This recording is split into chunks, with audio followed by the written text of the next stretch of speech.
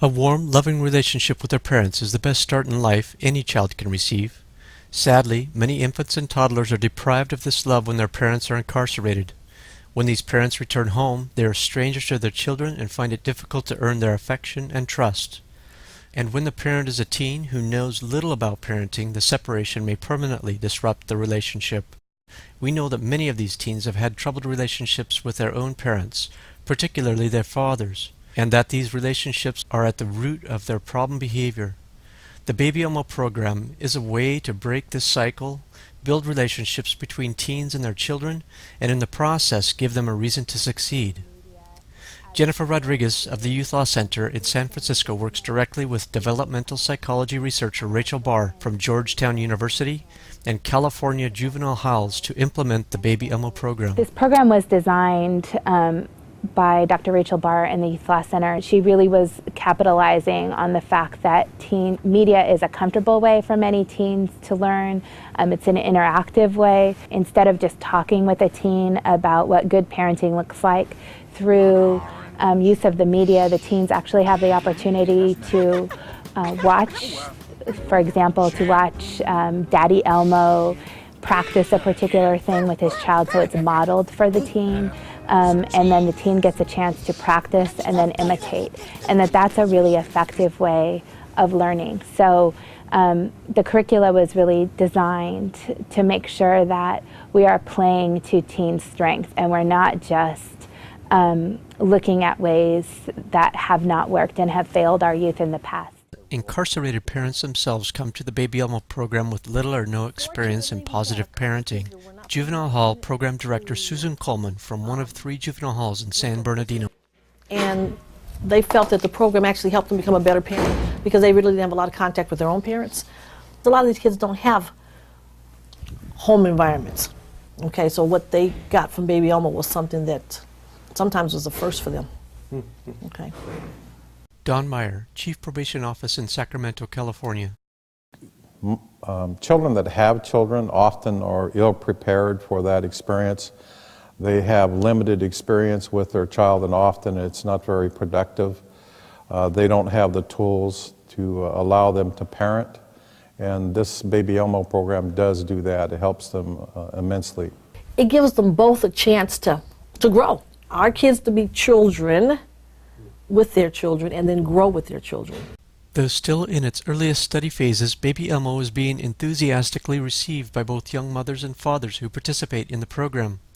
Even more importantly, innovation leaders and staff from institutions pioneering the program are actively seeking resources to continue Baby Elmo in their facilities. On softening a part of our visitor center, the staff who are involved are so enthusiastic about it, and it allows them to be seen in a different role, and also it allows them to see the minors that's incarcerated in a very different role. It's one of many behavior management tools that you can use, because the kids involved in that program so look forward to it and being able to play with their baby and hold the baby, and it's a tremendous program, and it's a win-win-win for everybody.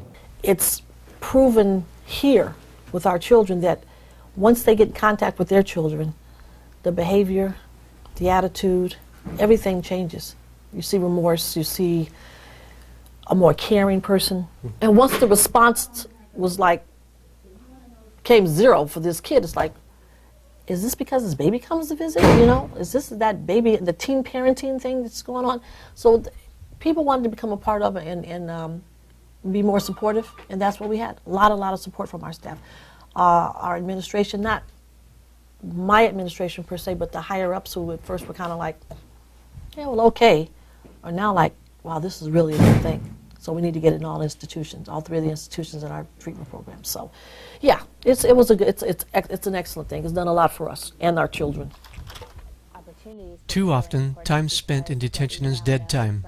The Baby Elmo program uses this time when youth have few distractions and appreciate the importance of family connections to strengthen family bonds and educate young parents about their babies.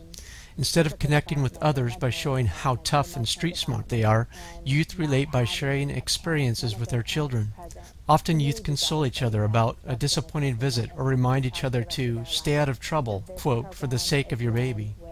We're taking advantage of really what's an opportunity when a parent's incarcerated and a child's at that prime developmental period of their life to build a connection. All of our participants leave the program with a renewed, or for some of them, it's a first-time feeling that they as a parent can impact the outcomes of their children in the future. And that is really, really important because it's key. Once they get out, they have to feel as if their role as a parent is important in the life of their child in order to continue to stay re-engaged. One of my favorite stories is out of our Orange County facility.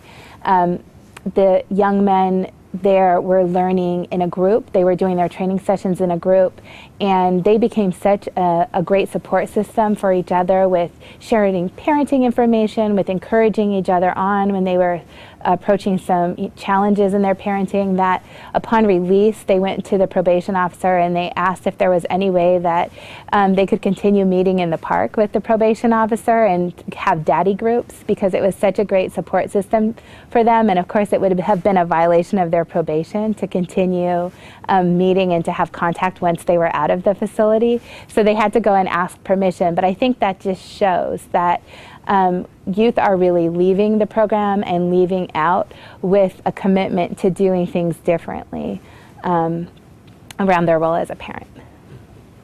More research is needed to document the effectiveness of the Baby Elmo program.